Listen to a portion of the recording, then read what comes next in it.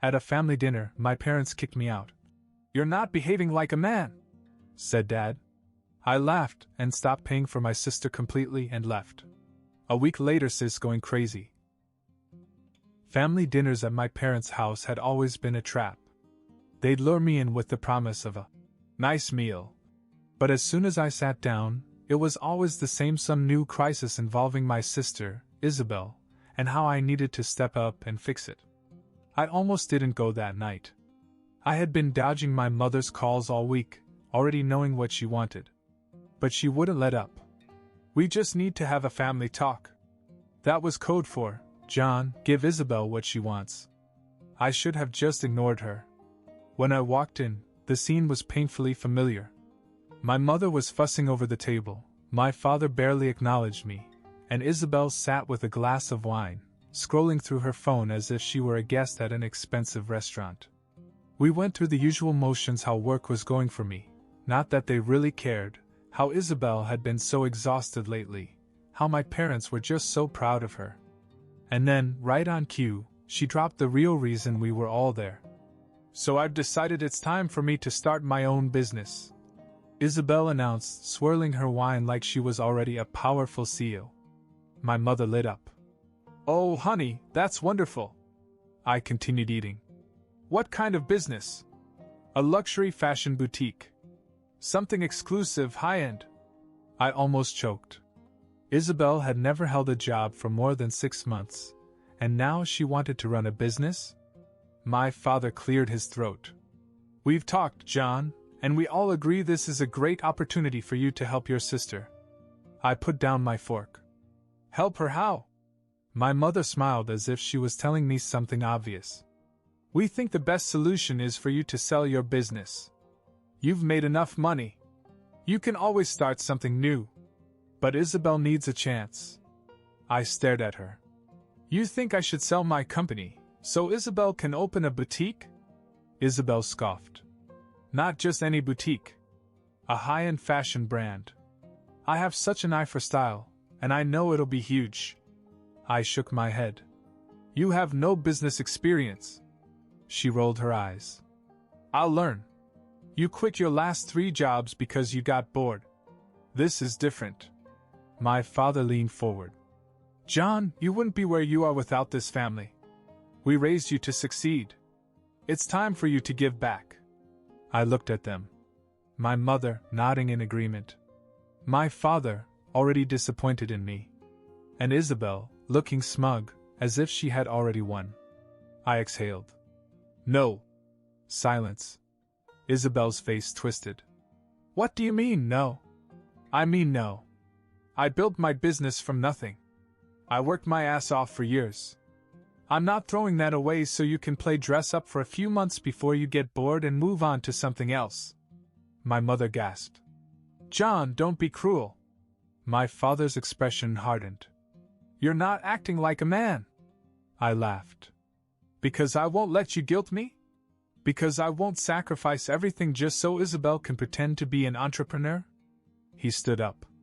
"You don't belong here if you won't support your family. Get out." I looked at my mother. She didn't even look at me. Isabel just sat back with her arms crossed, content. "Fine." I pulled out my wallet, took out the credit card I had used to pay for Isabel's expenses, her rent, her car, her endless shopping, and laid it on the table. "I'm done. Figure it out yourself." And I walked out. I expected a backlash. A guilty phone call from my mother, an angry text from Isabel. But what happened next? I never saw it coming. The first few days after that dinner were quiet. Too quiet. No angry phone calls, no guilt-tripping texts, not even a passive-aggressive email from my mother. I had cut her off financially, and yet, nothing. I should have known better. On day 5, I got a call from my bank. A fraud alert. "Mr. Carter, we have noticed some unusual activity on your account. A series of large transactions have been flagged as potential fraud." My stomach sank. "What kind of transactions?" "Several purchases from high-end fashion retailers, a couple of luxury furniture stores, and an attempted wire transfer of $15,000. I didn't even have to guess. I didn't authorize any of that, I said, already clenching my jaw. We figured that out. The charges were made on a card that was recently deactivated. I froze. Wait, deactivated? Yes. A credit card that was cancelled 5 days ago. That was when it hit me. Isabel had continued to use my card after I left somehow. I hung up and checked my statements. Sure enough, there it was. Thousands of dollars in purchases, all in those 5 days. The same card I had physically left on my parents' dining room table. I called Isabel. Straight to voicemail. I called my mother. No answer. I went straight to my parents' house. When my mother opened the door, she looked annoyed, like I was a salesman wasting her time. John, what are you doing here? I stepped inside. Where's Isabel? My father came into the room with his arms crossed. She's busy. I bet she is. Did she tell you that she stole from me? My mother frowned. John, don't be dramatic. Dramatic? I pulled out my phone and showed her the bank charges. She somehow kept using my credit card after I canceled it. Isabel just walked in, holding a cup of coffee like it was a casual morning conversation. She barely looked at me. Oh, relax. It's not like you're broke. I stared at her. How did you even use the card? I left it here. She grinned. I memorized it. I felt my blood pressure rise. You memorized my card number? She took a slow sip of her coffee. Well, yeah. I had a feeling you'd do something selfish like cut me off, so I planned ahead. I looked at my parents, waiting for them to say something. Anything. But my father just sighed, like I was the unreasonable one. She's your sister, John. Do you think a little money is worth ruining your relationship over? I laughed. Actually laughed. She stole from me and you act like I should just accept it? My mother waved her hand. It's not stealing, dear. You always paid for things before. What's the difference? I ran a hand over my face. The difference is that I told you I was done. Isabel rolled her eyes. Oh my God, it's not that serious. I turned to her. You tried to wire yourself 15 grand. She shrugged. You'll get it back. I was done. Absolutely done. I'm reporting this as fraud. That wiped the smirk off her face. What? I'm calling the bank and reporting this as fraud. I'll press charges if I have to. My mother gasped. John! She's family. My father shook his head. You wouldn't dare. I held up my phone. Watch me. And that's when Isabel lost it. She lunged at me, in full meltdown mode. Screaming, cursing, calling me every name in the book. My mom grabbed her and tried to calm her down. My father yelled at me like I was the problem. I didn't stay. I turned around, walked out and went straight to the bank. I filed the fraud claim. And that should have been the end of it. But Isabel? She wasn't done. She was just getting started. I thought reporting the cheating would be the end of it. I figured Isabel would have her little tantrum, my parents would throw a few guilt-tripping phone calls my way, and eventually they'd realize I wasn't budging. I underestimated how far Isabel would go if she didn't get what she wanted. The next morning I woke up to over 50 missed calls and dozens of texts. From my mom, my dad, and of course Isabel. But the worst ones weren't from them. They were from my business associates. John, what is going on? Dude, is this true? Call me as soon as possible. I had no idea what they were talking about. Then I saw it. Isabel had gone nuclear. She had taken to social media and posted a long, dramatic story about how I was a cheater, how I stole from my own family, and how I abused my power to ruin her life. And somehow it went viral. Her followers, mostly other entitled influencers who thrive on drama, ate it up. They weren't interested in facts, just the most shocking story. Rich, selfish brother refuses to help struggling sister. They started bombarding my business page with fake reviews, calling me a thief, a fraud, a horrible person. My phone kept buzzing. Calls from clients. Emails from investors. I called Isabel. Straight to voicemail. I called my mother. She picked up, her voice thick with fake concern. John, you really hurt your sister. I couldn't believe it. You're defending her? After she stole from me? She's just upset, dear. You should have taken this privately. I should have taken this privately? She's the one who made it public. My father's voice came on the line. You embarrassed the family, John. Take down the post, fix it, and apologize. I almost threw my phone down. Apologize? She actually committed credit card fraud. My mother sighed. Honey, be reasonable. Just give Isabel what she wants so we can put this behind us. I hung up. I had work to do. Damage control. I called my lawyer first. He told me to stay off social media, let him handle the fraud suit, and if necessary sue Isabel for defamation. That sounded good in theory, but in the real world? The damage had already been done. By noon, my company's name had been dragged through the mud. Investors were nervous. Potential customers were backing away. My team scrambled for PR, but no matter how many statements we put out, the internet had already chosen its villain. That's when it hit me, Isabel wasn't just selfish. She was dangerous. I thought I was prepared for Isabel's tantrum, but I had no idea how far she was willing to go. By noon, my company's reputation was in freefall. Clients were pulling out of deals, my business partners were panicking, and our PR team was scrambling to counter the flood of fake negative reviews. Isabel's ridiculous sob story about her evil brother who stole from his own family had spread like wildfire. I thought that was the bottom. Then the police called me. Mr. Carter, this is Officer Daniels from the Financial Crimes Unit. We need to talk to you about a fraud complaint that's been filed against you. I almost dropped my phone. A fraud complaint? Against me? Yes, sir. A family member has reported you for identity theft and financial fraud. I felt my blood pressure rise. Isabel hadn't just lied online, she'd gone to the police and reported me for fraud. I drove straight to the station, met with the detective assigned to the case, and dumped every piece of evidence on his desk: bank statements, fraud reports, transaction histories. Fortunately, I had already filed my own fraud complaint with my bank, so my lawyer had everything ready. The detective frowned as he leafed through the documents. This paints a very different picture than what we were told. No kidding, I muttered. He sighed. We'll investigate further.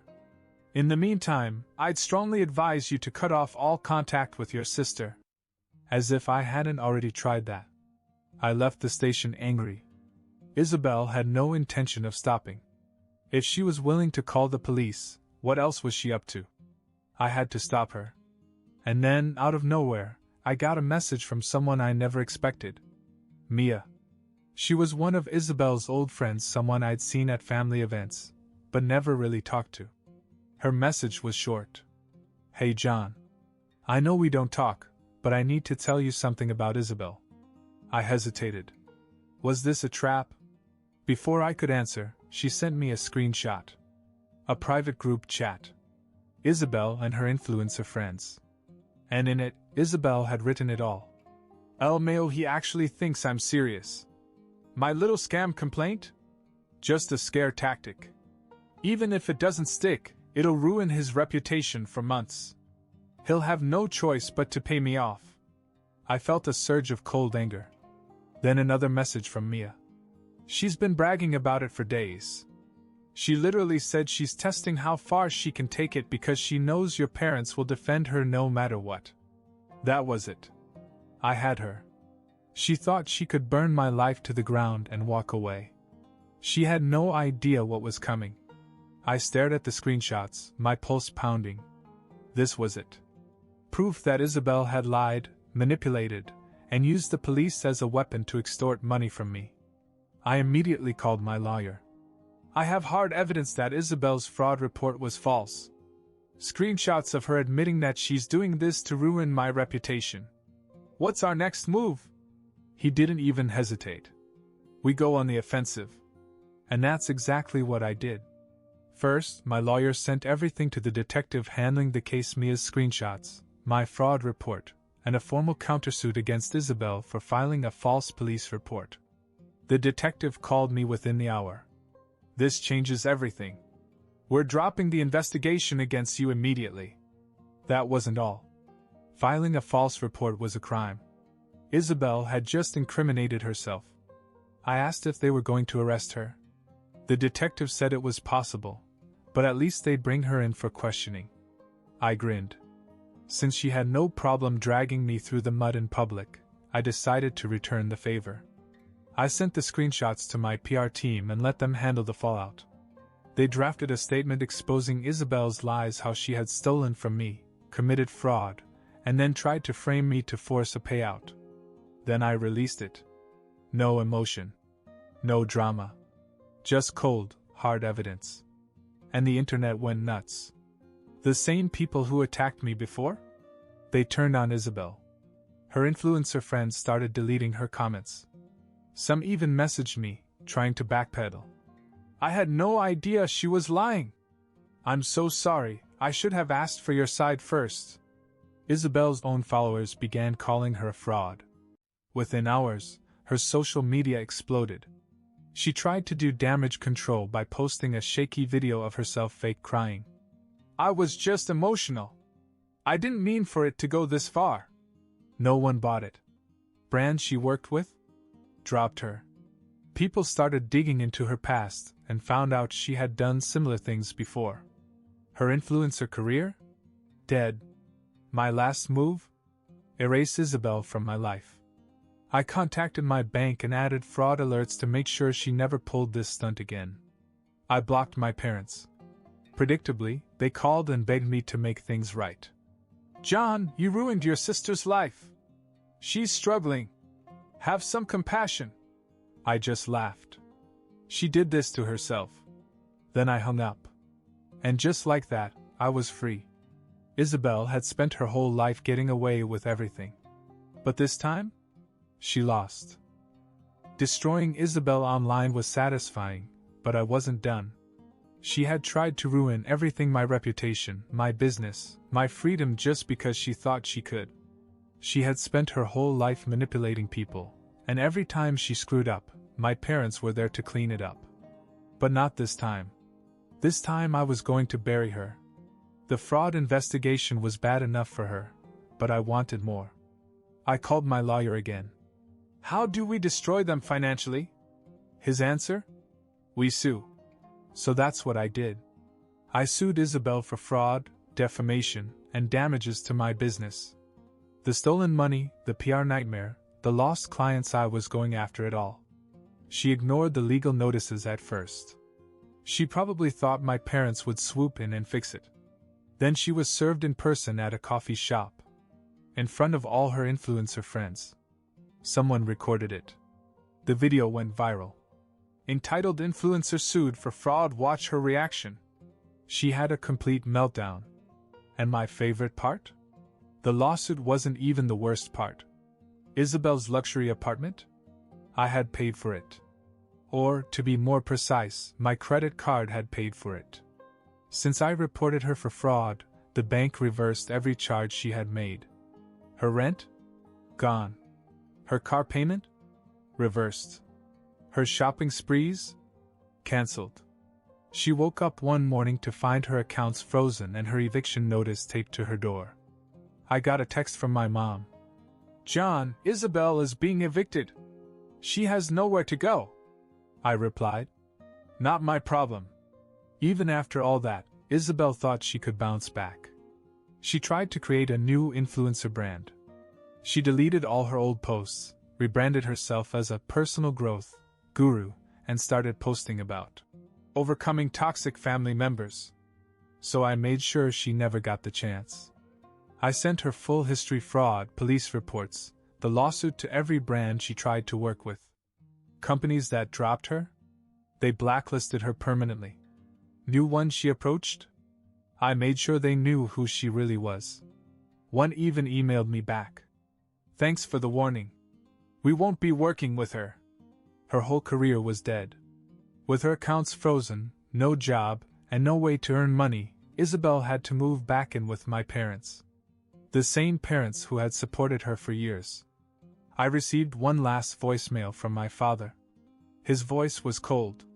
"You have turned your back on this family for the last time. Don't ever come back." I laughed. I had won. Isabel had lost everything: her money, her apartment, her reputation, her whole future. And the best part? She did it to herself. I didn't hear from my parents or Isabel for months after that last voicemail. It was as if they had finally accepted that I was done with them. And honestly, life had never been better. My business was picking up, my reputation was solid again, and without the constant drain of my family, I was thriving. Then, out of nowhere, came 3 surprises. One day I got a call from my attorney. "You're going to love this," he said. "Remember when Isabel filed that false fraud suit against you?" "Yeah? Well, it turns out the DA has decided to press charges." I actually sat down. "You're joking." "Nope. Filing a false police report is a felony. Since she admitted to it in those leaked messages, they have her dead to rights." I burst out laughing. Isabel had thought she could use the legal system to screw me over. And now? She was the one who had to face the real consequences. The best part? My lawyer told me she pleaded guilty in exchange for no jail time. But she still got a criminal record. No more fancy jobs. No more big-name sponsors. No more career. A few weeks later, my phone buzzed with a number I hadn't seen in months. It was my mother. I let it go to voicemail, expecting another guilt trip. But when I listened, I almost choked. "John, honey, your dad and I need some help. We're in a bit of a financial situation." I laughed. Of course they were. They had spent their whole lives coddling Isabel, covering for her, financing her every bad decision. And without me as their personal ATM? They were drowning. The best part? She didn't even bother with pretending to care. She went straight to begging. "We had to take out loans to help your sister with the legal fees, and now the house, the bank might take it, John." I shook my head. Not my problem. I deleted the voicemail without answering. The final surprise came a month later. I was in my office when my assistant knocked on the door. John, there's a woman at the reception asking to see you. She says it's important." I frowned. "Who?" She hesitated. "She says her name is Isabel." I felt a mixture of amusement and disgust. She actually had the nerve to show up at my place of work after everything? I didn't go to reception. I had security escort her out. As they did, she screamed, loud enough for the whole lobby to hear. "John, please! You can't just leave me like this. I have nothing." That was the last time I saw her. Isabel and my parents had used me for years. Draining me. Expecting me to clean up every mess, finance every bad decision, throw away my own success for them. And the second I said no, they crumbled. They thought I was their safety net. They never realized that I was also the only thing keeping them afloat. Now I was free. And them? They got exactly what they deserved.